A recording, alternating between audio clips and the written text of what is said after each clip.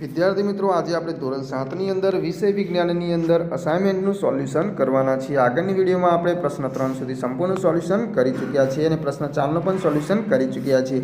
આજે આપણે પ્રશ્ન 4બ નીચેના પ્રશ્નો ટૂંકમાં ઉત્તર લખો એનું સોલ્યુશન કરવાના છીએ। તો જોઈએ વિદ્યાર્થી મિત્રો, પ્રશ્ન નંબર 1 છે, એમાં છે જો રુધિરમાં રુધિર કણિકાઓ ન હોય તો શું થાય? તેમાં લખીશું રુધિર ગંઠાઈ જવાની પ્રક્રિયા રુધિરમાં રહેલી રુધિર કણિકાઓને આભારી છે। આપણા શરીરના કોઈ ભાગમાં ઈજા થાય કે ઘા પડે ત્યારે રુધિર વહેવા માંડે છે। રુધિરમાં રહેલી રુધિર કણિકાઓ વહેતા રુધિરને ગંઠાવી દે છે અને થોડી વારમાં આપમેળે રુધિર વહેતું અટકી જાય છે। જો રુધિરમાં રુધિર કણિકાઓ ન હોય તો ઈજા થતાં કે ઘા પડતા રુધિર ગંઠાઈ જવાની ક્રિયા ન થાય। આથી શરીરનું બધું રુધિર વહી જાય છે, જે પ્રાણઘાતક નીવડે।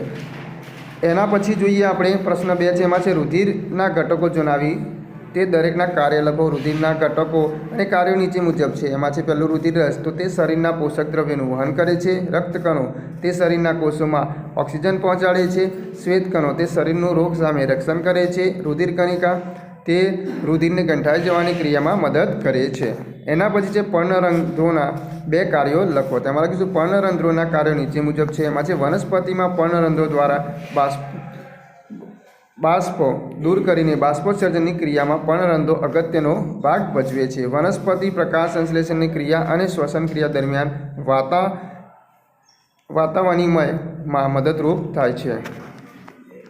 રુધિરના કાર્યો જણાવો। તેમાં લખીશું રુધિરના કાર્યોમાં પહેલું કે તે શરીરમાં પોષક દ્રવ્યો અને ઓક્સિજન અને કાર્બન ડાયોક્સાઇડનું વહન કરે છે। તે શ્વેતકણોની મદદથી શરીરમાં પ્રવેશતા જંતુઓ સામે રક્ષણ આપે છે। ઘા પડે ત્યારે રુધિર ગંઠાઈ જઈને રુધિરને વહેતું અટકાવે છે અને શરીરનું તાપમાન જાળવી રાખે છે। એના પછી ચેપ્ટર 8 છે, એમાં જોઈએ તો પહેલું છે અવખંડનની રીતે થતું અલિંગી પ્રજનન સમજાવો। તેમાં લખીશું તળાવના પાણી પર લીલા રંગનો જથ્થો જોવા મળે છે, તે સ્પાયરોગાયરા લીલ છે। પાણી અને પોષક તત્વો મળી રહેતા લીલ ઉગે છે। તે સ્વાવલંબી વનસ્પતિ છે। તે અવખંડન દ્વારા ખૂબ જ ઝડપથી બહુગુણિત થાય છે।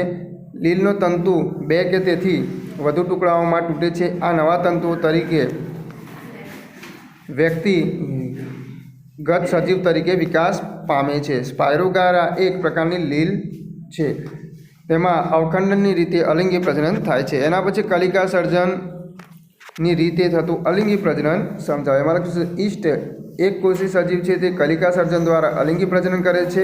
ઈસ્ટના કોષમાંથી એક નાનું બલ્બ જેવું પ્રલંબન જોવા મળે છે, જેને કલિકા કહે છે। કલિકા ધીરે ધીરે વિકાસ પામે છે અને પિતૃકોષથી અલગ થઈને નવા કોષ તરીકે સ્વતંત્ર નવો સજીવ બને છે। નવો કોષ વૃદ્ધિ પામી પુખ્ત બની બીજા ઈસ્ટના કોષો સર્જે છે। એના પછી છે બીજાનું સર્જનની રીતે થતું અલિંગી પ્રજનન સમજાવો। તેની આકૃતિ આપણે અહીંયા દોરેલી છે।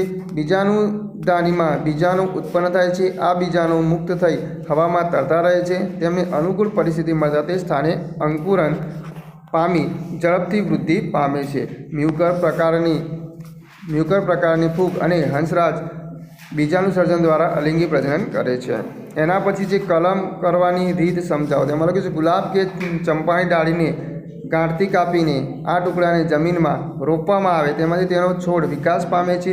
ઉપયોગમાં લીધેલ ટુકડાને કલમ કહે છે અને આ રીતને કલમ કરવી કહે છે। ગુલાબ, ચંપો, મહેંદી વગેરેની કલમ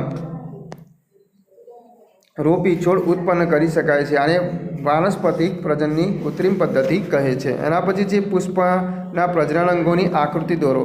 અહીંયા તમે જોઈ શકો છો પુષ્પના પ્રજનન અંગો છે, એની આકૃતિ આપણે દોરેલી છે અને એના નામ પણ અહીંયા આપણે દર્શાવેલા છે, એનું નામ નિર્દેશ છે એ પણ દર્શાવેલું છે। તો આ રીતે તમે દોરી શકો છો। આ બાજુની જે આકૃતિ છે પુંકેસરની છે, જ્યારે આ બાજુ છે સ્ત્રીકેસરની છે। એના પછી આપણે જોઈએ પ્રશ્ન 6 છે, એમાં જોઈએ તો એકલિંગી પુષ્પો અને દ્વિલિંગી પુષ્પો એટલે શું? ઉદાહરણ આપી સમજાવો। તો એકલિંગી પુષ્પોમાં આપણે લખીશું જે પુષ્પો માત્ર પુંકેસર અથવા માત્ર સ્ત્રીકેસર ધરાવે છે તેને એકલિંગી પુષ્પો કહે છે। મકાઈ, પપૈયા અને કાકડીના પુષ્પો એકલિંગી પુષ્પો છે। બંને નર અને માદા એકલિંગી પુષ્પો એક જ અથવા જુદા જુદા છોડ પર હોઈ શકે। ત્રિલિંગી પુષ્પો જે પુષ્પો પુંકેસર અને સ્ત્રીકેસર બંને ધરાવે છે અને તેને ત્રિલિંગી કે ઉભયલિંગી પુષ્પો કહે છે।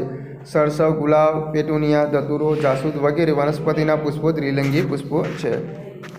એના પછી 7મું છે બીજ વિકિરણના ફાયદા જણાવો. તો બીજ વિકિરણના ફાયદામાં આપણે લખીશું કે બીજ વિકિરણથી વાનસ્પતિકના બીજ અલગ અલગ જગ્યાએ પડે છે, આથી વધુ ગીચતા થતી અટકે છે.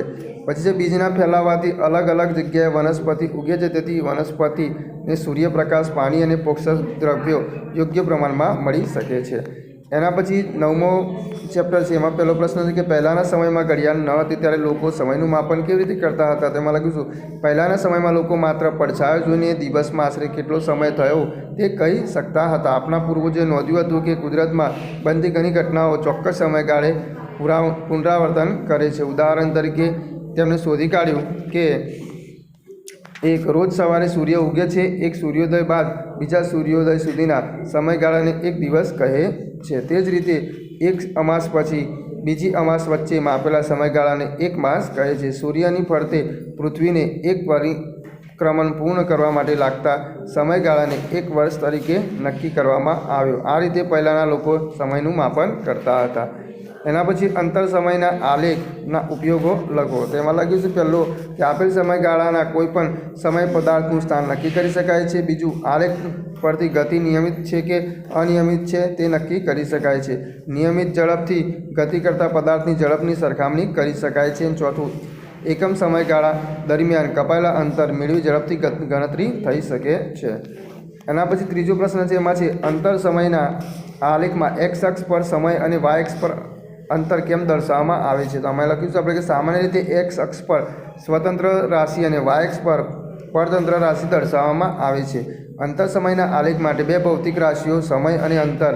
સમય સ્વતંત્ર રાશિ છે કારણ કે સમય પર અંતરનો આધાર છે અને સમય પરથી અંતર મળે આમ સ્વતંત્ર રાશિ છે અને અંતર પરતંત્ર રાશિ છે. તેથી અંતર સમયના આલેખમાં એક્સ અક્ષ પર સ્વતંત્ર રાશિ તરીકે અને સમય દર્શાવીએ છીએ અને વાય અક્ષ પર અંતર દર્શાવીએ છીએ. એના પછી ચોથું છે એક કાર 15 મિનિટ સુધી 40 કિલોમીટર/ની ઝડપે અને ત્યારબાદ બીજી 15 મિનિટ સુધી 60 કિલોમીટર/ની ઝડપે ગતિ કરે છે. તો કારે કાપેલું કુલ અંતર શોધો. તો અહીં લખીશું કારે પ્રથમ 15 મિનિટમાં કાપેલું અંતર, તો ઝડપ ગુણ્યા સમય કરીશું તો 40 કિલોમીટર/અવર.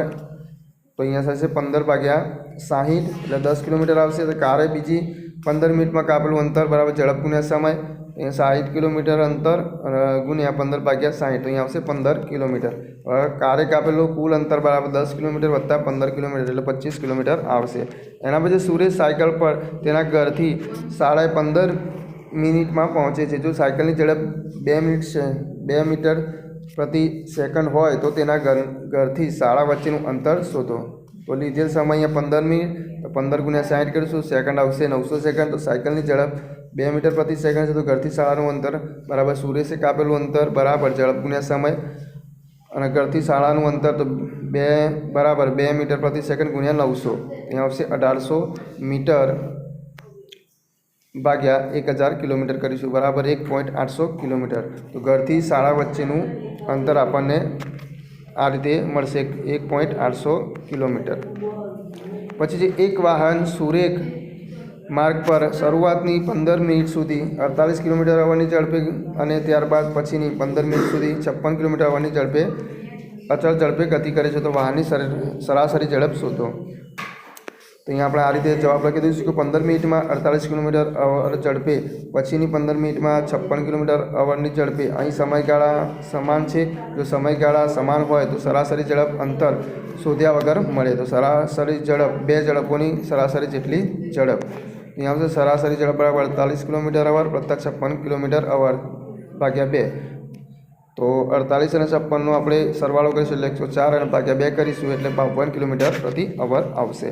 પછી એક વ્યક્તિએ પોતાની મોટર કારમાંના ઓડોમીટરમાંથી મુસાફરી પ્રારંભ કરતી વખતે તેમજ 40 મિનિટ મુસાફરી પછીના અવલોકનો લેતા તે અનુક્રમે 1048 કિલોમીટર અને 1096 કિલોમીટર માલુમ પડે છે. તો મોટરકારની સરાસરી ઝડપ કેટલી થશે? તો અહીંયા સમય 40 મિનિટ, કાપેલું અંતર 1096 ઓછા 1048 બરાબર 48 કિલોમીટર આવશે. એમ સરાસરી ઝડપ બરાબર અંતર ભાગ્યા ઝડપ બરાબર 48 ગુણ્યા 60 ભાગ્યા 40 કરીશું એટલે 72 કિલોમીટર આપણો જવાબ આવશે. તો વિદ્યાર્થી મિત્રો આગળના વિડીયોમાં આપણે નવા પ્રશ્નો સાથે ફરીથી મળીશું.